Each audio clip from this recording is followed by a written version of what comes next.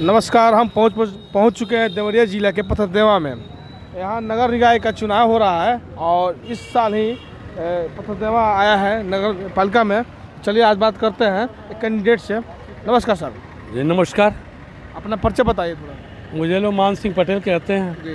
और मैं गरीब घर से बिलोंग करता हूँ और गरीबी को बड़ा करीबी से मैंने देखा है।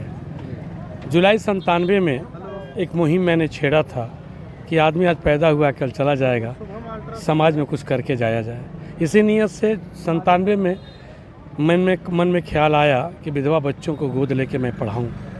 शुरुआत किया एक गौतम रामविलास जी के घर से और छोटे बच्चे को गोद लेके पढ़ाने का सौभाग्य प्राप्त हुआ और वह गरीब बच्चा आज यही है, केरल में पोस्टेड है। इसी तरह विधवा माताओं का आशा लगने लगी और बच्चों को लेके अब मेरे पास अर्जी लगाने लगी। कोई चारा नहीं चला, विधवा बच्चों को गोद लेता, हर वर्ष 2 बच्चों को गोद लेता चला गया और विधवा के बच्चों में से 34 बच्चे हो गए।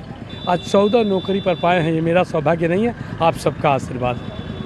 अच्छा, चुनाव में आने का आपका मन कैसे बनाए? आप चुनाव लड़ने का मन बना लिया अचानक? आप इतना बड़ा काम कर रहे हैं, विधवा बच्चों को पढ़ा रहे हैं, उनको नौकरियाँ दिलवा रहे हैं, तो आप किस कार्य को लेकर के मन में क्या रख के आप चुनाव लड़ने का विचार बनाए हैं? जी मैं राजनेता नहीं और मैं ये चाहता हूँ कि एक आपका समाज का बेटा बन के जीऊँ और रहूँ।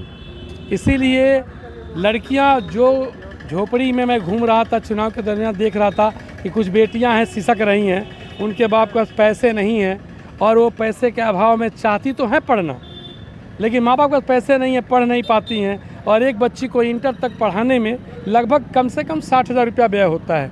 तो गरीब झोपड़ी में 60,000 रुपया है नहीं, बच्चियाँ सिसक रही हैं। इसीलिए मन में ख्याल आया कि उस गरीब बहन बेटियों को मैं अपने पैसे से, अपने साधन से निःशुल्क शिक्षा देने का अभियान छेड़ा है।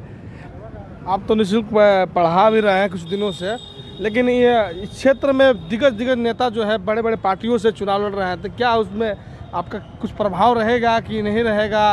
आपकी जो घूम रहे हैं क्षेत्र में, तो क्या लोगों का फीडबैक मिल रहा है आपको? देखिए, नाम का मोहताज नहीं हूँ क्योंकि मेरे बगल में ही खड़े हैं, ये विधायक का चुनाव लड़ चुके हैं, आप श्री रामेश्वर शर्मा जी हैं। एक गरीब का बेटा है और वो विधायक का हिम्मत कर सकता है लड़ने के लिए।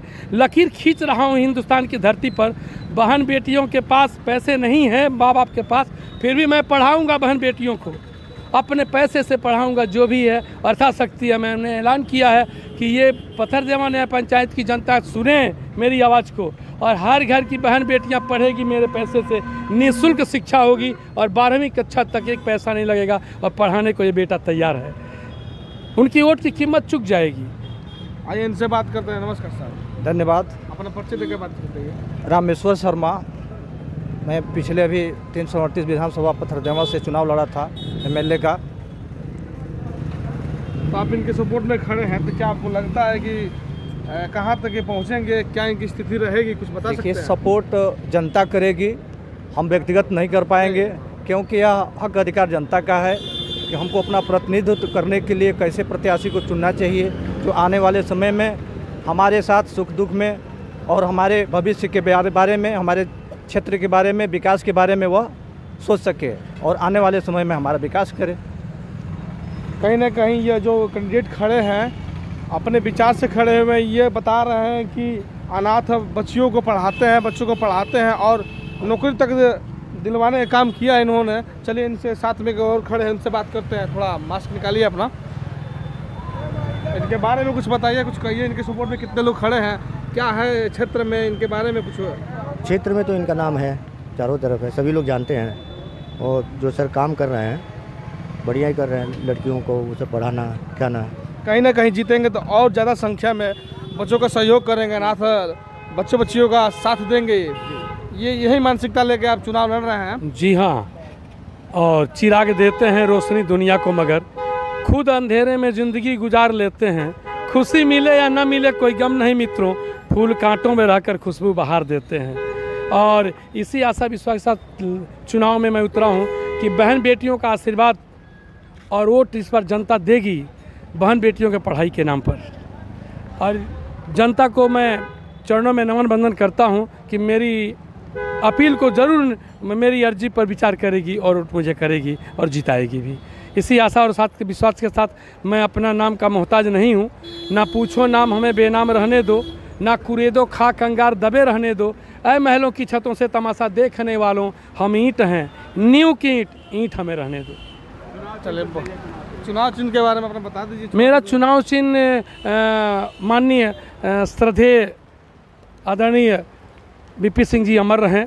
चुनाव चिन्ह पुराना उन्हीं का है और चक्र के ही साथ चक्का चुनाव चिन्ह मिला है मुझे। हाँ, विकास का पहिया आगे बढ़े और मैं जनता से अपील कर रहा हूँ। धन्यवाद। आप देख रहे हैं नेटवर्क 24 और जी भारत। नमस्कार।